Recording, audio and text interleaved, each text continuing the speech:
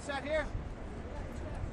All right, please, Commissioner. Good morning. Everyone's got sound? That's good? All right, good morning. At 7:20, approximately 7:20 this morning, we had a terror-related incident in the subway in the passageway between 42nd and 8th, 42nd and 7th.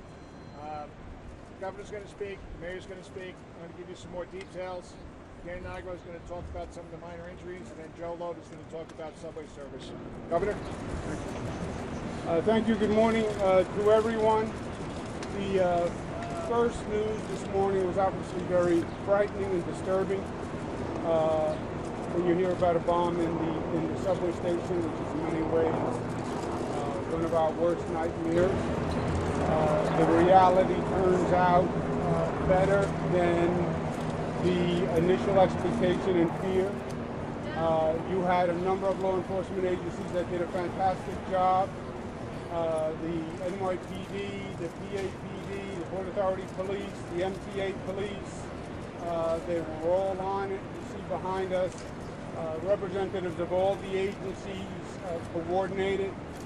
The Assistant Director of the FBI, Bill Sweeney, is here.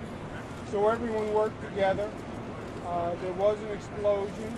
The police commissioner will go over the details. It was an effectively low-tech device. There were several injuries, we hope minor, and it was handled extraordinarily well. There was a disruption in train service and bus service while a sweep was being done. That's all being restored now, as you'll hear from Joe Loda. The subway service, except at 42nd Street, is being restored. The Port Authority bus terminal is reopened, so buses will be running once again. This is New York. The reality is that we are a target by many who would like to make a statement against democracy, against freedom. We have the Statue of Liberty in our harbor, and that makes us an international target. We understand that. With the internet now, anyone can go on the internet and download garbage and vileness on how to put together an amateur level explosive device. And that is the reality that we live with. The counter reality is that this is New York, and we all pitch together, and we are a savvy people, and we keep our eyes open, and that's what See Something, Say Something is all about. And we have the best law enforcement on the globe, and we're all working together extraordinarily well. I want to thank the mayor and the mayor's office for doing a great job this morning, and we will go forward, and we'll go forward together. All the service will resume. Let's go back to work. We're not going to allow them to disrupt us. That's exactly what they want, and that is exactly what they're not going to get. Thank you. Thank you very much, Governor. Let's be clear, as New Yorkers, our lives revolve around the subways. When we hear of an attack on the subway, it's incredibly unsettling. And let's be also clear, this was an attempted terrorist attack. Thank God the perpetrator did not achieve his ultimate goals. Thank God our first responders were there so quickly to address the situation, to make sure people were safe. Thank God the only injuries, as we know at this point, were minor. But I agree 100% with the governor's point that choice of New York is always for a reason, because we're a beacon to the world, and we actually show that a society of many faiths and many backgrounds can work, and we show that democracy can work, and our enemies want to undermine that. The terrorists want to undermine that, so they yearn to attack New York City. But New York City is blessed with the finest law enforcement, and what our first responders did today was another example, the ability to address the situation quickly, contain it, and make sure people are safe. Let me just say, it's very important for my fellow New Yorkers to know there are no additional known incidents at this time. There are no additional known activities. We will wait for a fuller investigation, of course, by the NYPD and the MTA police and Port Authority police and FBI. But at this point in time, all we know of is one individual who, thank God, was unsuccessful in his aims. There are also no credible and specific threats against New York City at this time. But we will give you more information, of course, as the investigation unfolds. The first responders responded brilliantly. Now the mission of the NYPD is to secure all major transit hubs and major sites in this city. So you'll see expanded NYPD presence today all over the city.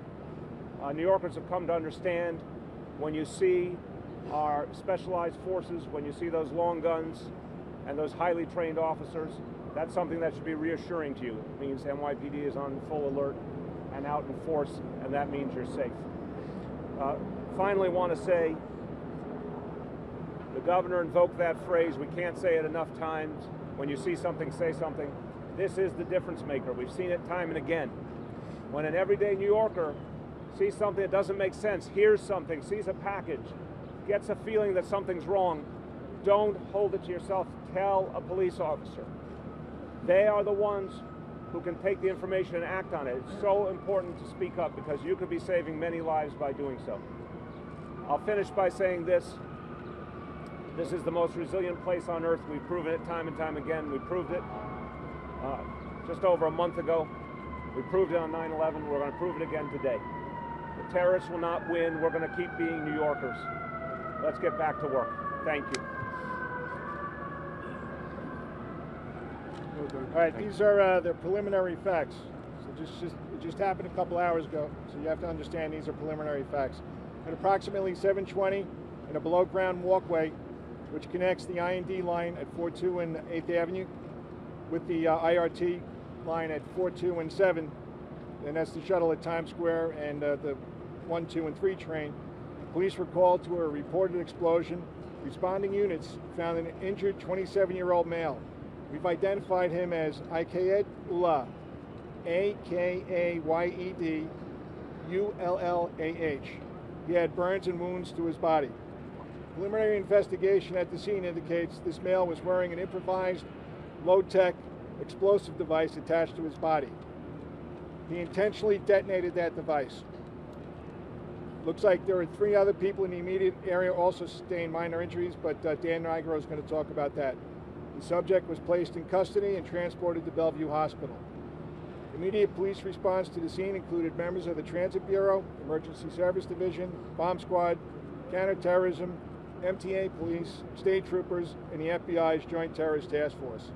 In addition, the NYPD Strategic Response Group and Critical Response Command were assigned to other key transportation hubs in other locations throughout the city as a precautionary measure.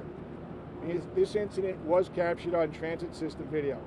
A further review and interview of witnesses is underway. A thorough background investigation into Akayed Ullah is being conducted by the Joint Terrorist Task Force. We are asking anyone who may have any information about this individual or incident to call the terror hotline, and that's 888 NYC SAFE. Just as the governor said, and as the mayor said, we are New Yorkers. We don't live in fear. If you see something that doesn't look right, you have an obligation to come forward, call 911, flag down a cop, and give us a chance to investigate it. Dan Nigro is going to talk about the injuries now. Dan? Thank you, Jim. As the police commissioner mentioned, the perpetrator detonated the device. It caused burns to the hands and the abdomen, also lacerations. Our EMS personnel removed the perpetrator to Bellevue Hospital, where they're being treated now. 3 other people that were in proximity of the explosion removed themselves. 2 of them took themselves to Mount Sinai West, 1 to Mount Sinai Queens, all with minor injuries that are consistent with being in the area of the explosion, that is ringing in the ears and headache. So we have 3 minor injuries to people that were in that corridor and serious injuries to the perpetrator. That's it at this time.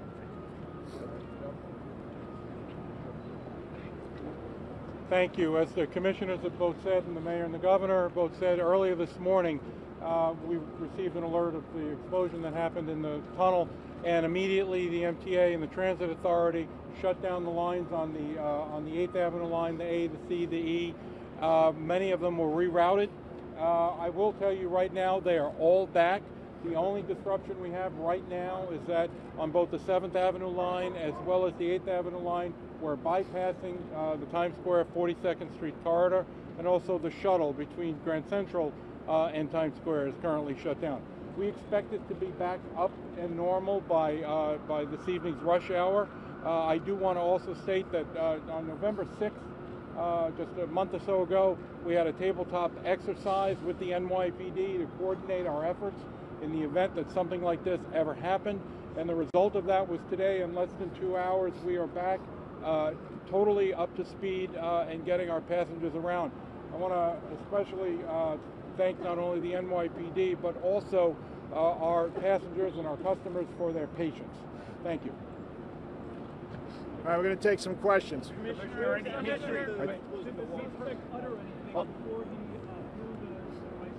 The question is did the subject utter anything before he detonated the device? Part of the investigation. Commissioner, where was the device located? Potential target for years.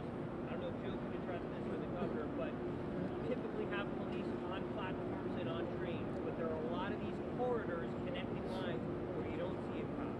Does this point out a potential security weakness and something that might be addressed going forward? All right, the question is that transit seems to be an apparent target, and are there any weaknesses downstairs? Listen, we have almost 3,000 transit cops that work in the subway system every day. We have the strategic response group, we have the critical response command. All parts of the system are patrolled. Commissioner, can you describe, is it a belt, a backpack, or a vest? A little more about the device. And in the video, what does he look like he's doing? Does he look like he's waiting for a big crowd to gather? What is he doing? All right, the question was, what does the device look like, and what was the subject doing before he detonated? John Miller can talk about that.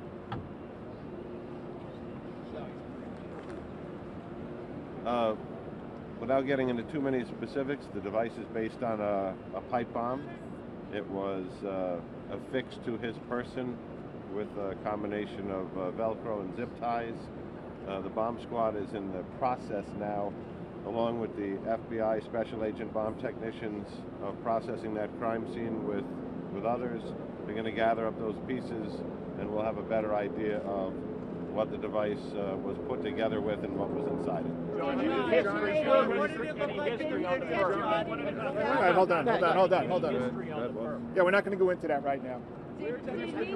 Dave, hold on, right here. Juliet, hold on, one at a time. Hold on, Juliet. Did he detonate it himself, and was this done purposely at That's that Juliet. time? The question is, did he detonate it himself? In the video, you see him walking down the corridor. That's part of the investigation. We don't know that to be a fact just yet. Right behind Juliet. We're working on that right now. Yeah, right here. Is there a reason why we're seeing the incident from a few weeks ago, this incident, more now, and we've gone years and years and years in New York since 9/11 with nothing, and now all of a sudden it seems like we are seeing more incidents? Is there a reason why? There have been incidents, starting with 9/11, but I'll let John talk about that a little bit. All right, sure. So, as you all know, since the World Trade Center bombing of 1993, and well before that, New York City, as the media capital of the world, has been a target of terrorist attacks in the past. There was the World Trade Center bombing of 1993, the 9/11 attacks, and in the course of post 9/11 world, as you're aware, there's also been approximately 26 plots that we can talk about that have been prevented through intelligence, investigation, and interdiction. As you know, there was the Times Square bombing, which failed to detonate. There was the Chelsea bombing from September 17th of 16, and then there's this incident. So clearly, due to an immense effort that is put into this by the FBI, the NYPD, our intelligence and counterterrorism people, and everybody else, it's an all-hands effort. We have prevented a significant number of plots, a significant number of attacks, but this is a fact of life. Whether you're in New York or London or Paris, the question is, can it happen here? And the answer is, It can happen anywhere. Did he claim any connection to ISIS? All right, hold on. Right here in the front Did he row. claim any connection to ISIS? There was a tweet. He did make statements, but the question is, did he claim connection to ISIS? He did make statements, but we're not going to talk about that right now. Is he from Brooklyn? Right behind you. Hold on, right behind you. Where exactly did the device go off in the passageway? It's at 42 and 8. He's walking eastbound to 42 and 7. And so it's from this corner to Times Square underneath. If you've taken the subway, you know what the passageway I'm talking about. Where is it? All right, hold on. In the back? Yeah. A subway system of this size, it runs 24 hours, 7 days a week. I know you say you've got it all covered. Thousands of officers possibly have it covered, given its size and scope. All right, the question is, the size of the subway system is massive. How can we have that how can we have that system covered? Listen, this is going to take, there's 6 million people that ride the train every day. It's going to take everybody to have their eyes open, pay attention to what's going on. If you see something that makes you uncomfortable, make that phone call or talk to a cop. Give us a chance to investigate. In the back.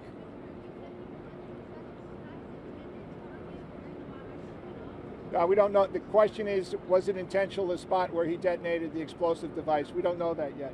Right here, Miles. Commissioner, I understand you executed a search warrant in Brooklyn, and how far have you been able to track the suspect? Yeah, we're not going to. The question is that are we at different locations in Brooklyn? I'm not going to go into that right now. This is part of what we do. We're investigating his background now to see what addresses he have, and we'll fully investigate him in the locations where he lives. Did he actually? All right, listen. We're going to come back to you later on with some more information. Thank you very much. Thank you, folks. Thank you, folks. We'll give you an update as things become available, all right? Thank you.